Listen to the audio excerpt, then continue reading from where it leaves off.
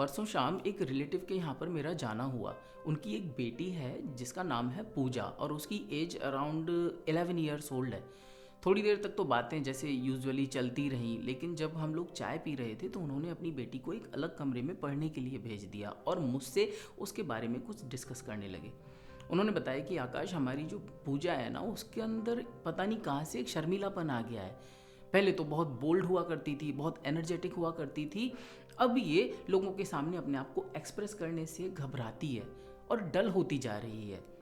इसका जो कॉन्फिडेंस है ना, उसमें एक अजीब सी गिरावट महसूस कर रहे हैं हम, और इसका कैरिज्मा, इसका ऑरा, इसका ग्रेस धीरे धीरे कम होता जा रहा है। हमारा परिवार इस बात को लेकर चिंता करता है और हम यही चाहते हैं कि किसी तरह से जैसे जैसे बड़ी हो, इसका जो स्वाभिमान है, इसका जो आत्मसम्मान है, इसका जो सेल्फ इमेज है वो बड़ा हो, जिससे कि अपनी ज़िंदगी में ये कुछ हीरोइक कर सके, लीडरशिप वाले रोल में जा सके, या फिर अपनी लाइफ को एक हैप्पी एटीट्यूड के साथ जी सके। लेकिन इस समय ये चीज़ें बियॉन्ड आवर कंट्रोल है।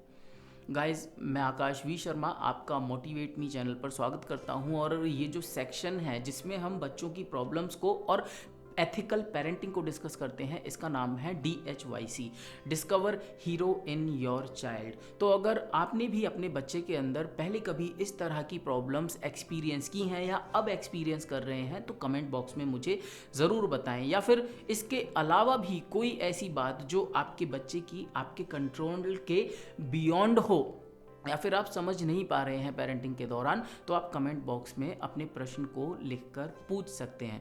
तो मैंने क्या किया, मैंने उनसे कुछ क्वेश्चन आंसर्स किए, और क्वेश्चन आंसर्स के बाद मुझे पता चला कि प्रॉब्लम एक्चुअली है क्या।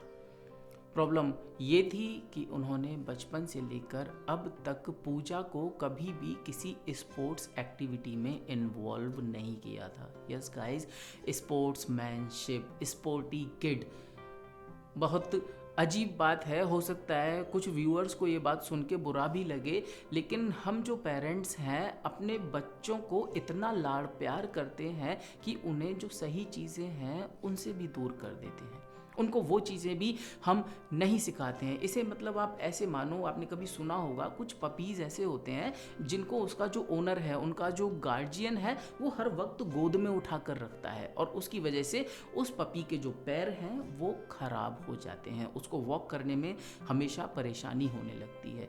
इस तरह का हमारा पेरेंटिंग एटीट्यूड हो जाता है। ये हमसे एज अ पेरेंट गलती हो जाती है कि हम अपने बच्चों को स्पोर्ट्स में, फिजिकल एक्टिविटी में नहीं डालते, और ये करने की वजह से धीरे धीरे जो डायनामिज्म, जो ऑरा, जो हीरोइक एटीट्यूड मल्टीप्लाई होना चाहिए था, जो सेल्फ इमेज धीरे धीरे बड़ी होती चली जानी चाहिए थी, जो बच्चा एक extra ordinary, over enthusiastic, over participative और वाव फैक्टर के साथ पैदा हुआ था, वो धीरे धीरे ऑर्डिनरी में टर्न होना शुरू हो जाता है।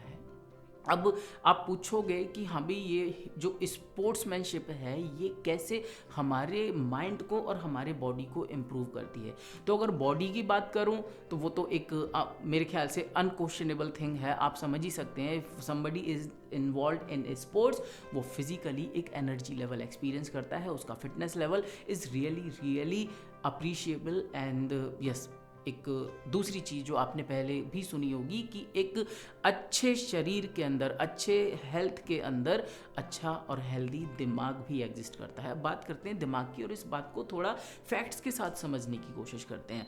तो यहाँ पर मैं आपको 3 चीज़ें शेयर करूँगा। पहली, और ये 3 चीज़ें हैं क्या, इसको ऐसे समझिए कि हमारे ये साइंटिफिकली प्रूवन थिंग मैं आपके साथ शेयर करने जा रहा हूँ। जब हम गुस्सा होते हैं, जब हम नाराज़ होते हैं, जब हम अपसेट होते हैं, जब हमारे साथ कोई बुरा एक्सपीरियंस होता है, तो हमारे अंदर कुछ अजीब से केमिकल्स रिलीज होते हैं जिनकी वजह से हमें बुरा महसूस होता है। और हम क्या करते हैं, हम कोई एंथुजियास्टिक काम तो करेंगे नहीं। जब हम बुरा महसूस कर रहे हैं, हम जाकर सोना चाहेंगे, लोगों से बचना चाहेंगे, सेपरेट होना चाहेंगे, हम पार्टिसिपेटिव नहीं होंगे, हम एंथुजियास्टिक नहीं होंगे, हम अपने को अलग करना चाहेंगे, नॉन पार्टिसिपेटिव होना चाहेंगे। तो वो जो केमिकल रिलीज होता है, जो सैडनेस में, जो अपसेट वाले सिचुएशन में रिलीज होता है, उसका नाम होता है कॉर्टिसोल। अब बाकी 2 केमिकल और बताने जा रहा हूँ हमारे बॉडी के अंदर जो रिलीज होते हैं, वो रिलीज़ होते हैं जब हम हैप्पी होते हैं, जब हम अच्छा महसूस कर रहे होते हैं, जब हमको कोई ब्यूटीफुल सा सरप्राइज़ मिलता है। अचानक से वो केमिकल्स रिलीज़ होते हैं और हमारे चेहरे पर एक बहुत अच्छी स्माइल आ जाती है। हमारा जो ग्रेस है वो एक साथ रिफ्लेक्ट होने लगता है। तो वो केमिकल्स रिलीज़ होकर हमारे ब्रेन में जाते हैं और इस वजह से फिर हम क्या करते हैं, हम और अच्छे से पार्टिसिपेट करते हैं, लोगों के साथ अच्छा व्यवहार करते हैं, खुश महसूस करते हैं। अब ये जो हमने 3 केमिकल समझे, पहला कॉर्टिसोल नेगेटिविटी वाला, और दूसरा जो बताया मैंने जो दो केमिकल्स हैं एंडोर्फिन और डोपामिन। ये जो एंडोर्फिन और डोपामिन है इनको हम हैप्पीनेस केमिकल्स भी कह सकते हैं। ये पेन को रिड्यूस करने वाले बॉडी में बाय डिफ़ॉल्ट केमिकल्स होते हैं। अब हमारे साथ गलती क्या हो जाती है कि हम लोगों ने life time wrong chemicals release करने की प्रैक्टिस कर ली होती है। वो कैसे?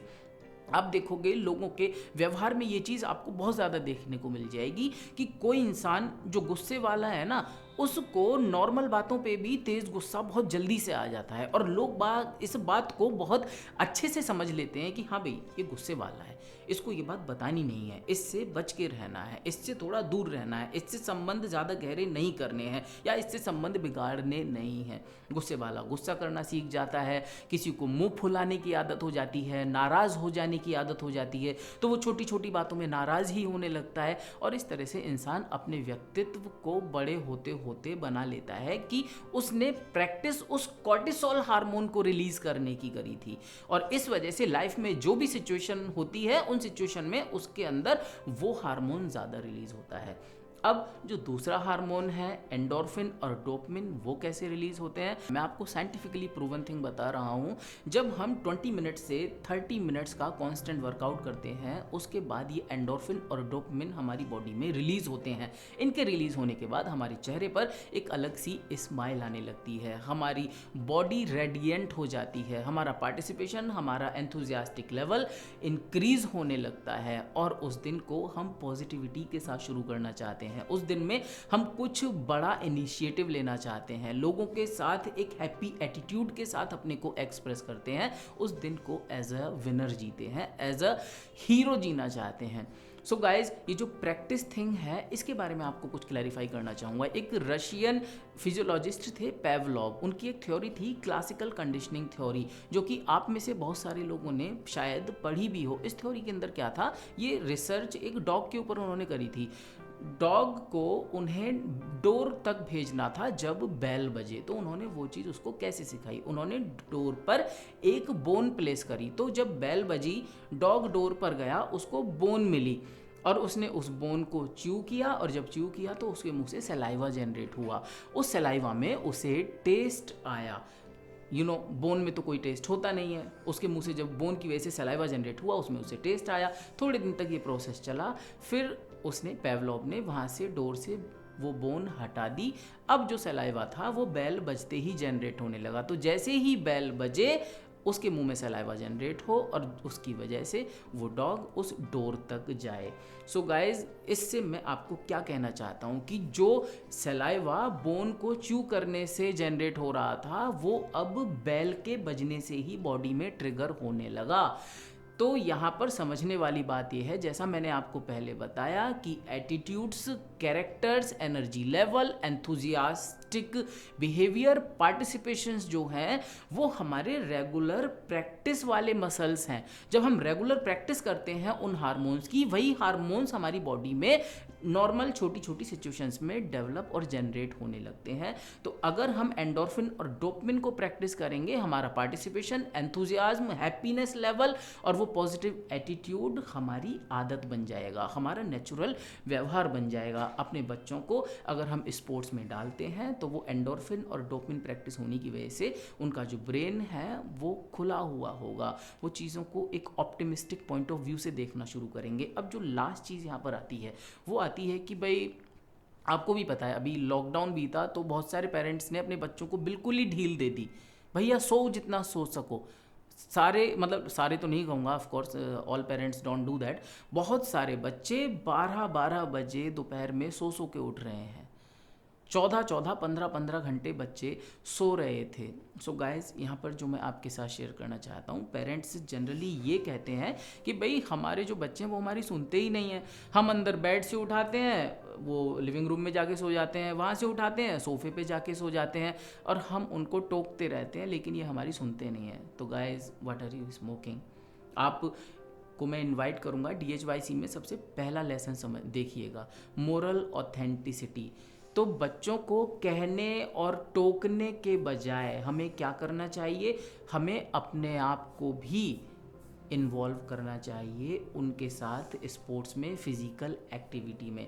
गाइस, ये कोई बच्चे के लिए चीज़ नहीं है, ये एक फैमिली के कल्चर के लिए चीज़ है। अगर हम अपनी फैमिली में हेल्थ का, मॉर्निंग वॉक का, स्पोर्ट्स का और क्या कहते हैं, प्लेफुलनेस का कल्चर बिल्ड करते हैं, तो ये जो कल्चर है ये सभी के लिए हेल्पफुल है। और अगर हम ये सोचते हैं कि बच्चे को हम सारी बातें बोल बोल के बताएंगे और बोल बोल के बताकर ही हम उसको ये सब सिखा देंगे, तो guys he is not going to listen to you. क्योंकि बच्चे आपकी सुनते नहीं हैं, बच्चे तो वो करते हैं जो आप कर रहे हो।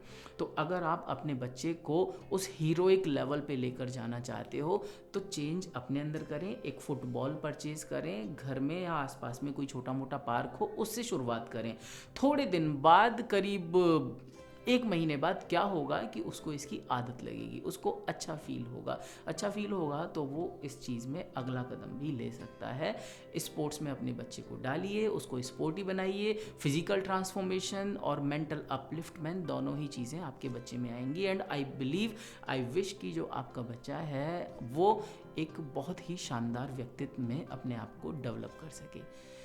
आपको इस वीडियो को देखने के लिए धन्यवाद देना चाहूँगा, और अगर मैं किसी तरह से कुछ वैल्यू ऐड कर पाया हूँ तो इस वीडियो को 7 पीपल के साथ व्हाट्सएप पर, फेसबुक पर या किसी भी प्लेटफॉर्म पर आप शेयर करें, जिससे कि ये वीडियो कुछ बच्चों की हेल्प कर सके। Thank you so much for watching.